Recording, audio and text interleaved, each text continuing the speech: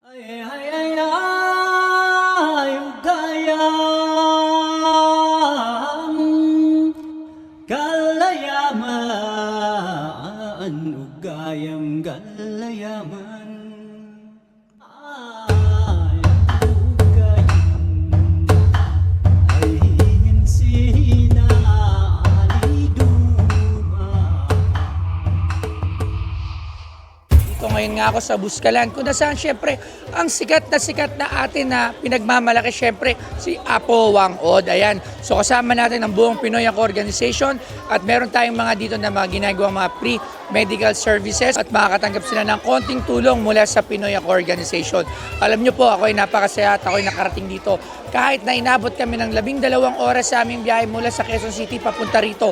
Pero ito po naman ay sulit dahil nakita po natin ang kagandahan ng likas na kagandahan dito sa lugar na to. Kung makikita nyo talaga napakaliwalas at yung mga tao rito talaga naman napakababait. So abangan nyo pa, marami pa kami pupuntahan dito sa Pinoy Ako Organization. Story to my men, geng geng. Pinoy Ako.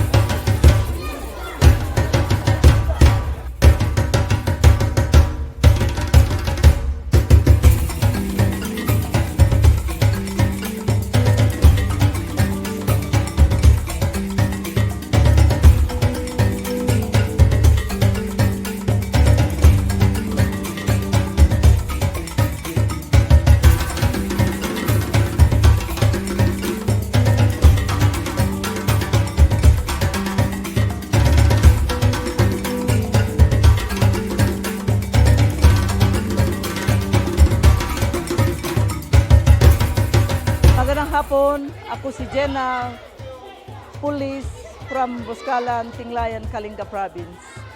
Maraming salamat sa Pinoy Ako. Laking pasasalamat naming buong village kasi nagdala sila ng mga gamot para sa mga tao rito kasi malayo kami sa hospital. Salamat talaga. Hooray! Hooray! Hep!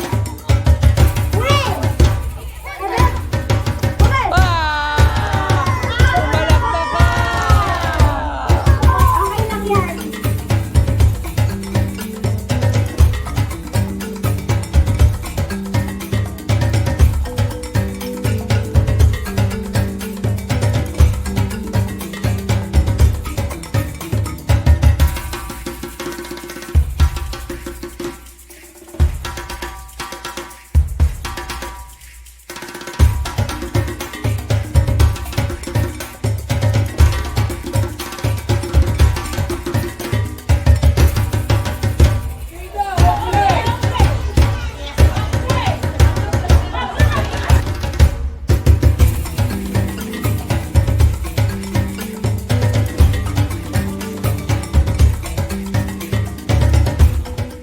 Ako po si Josephine Lagenday, midwife po dito sa Buscalan.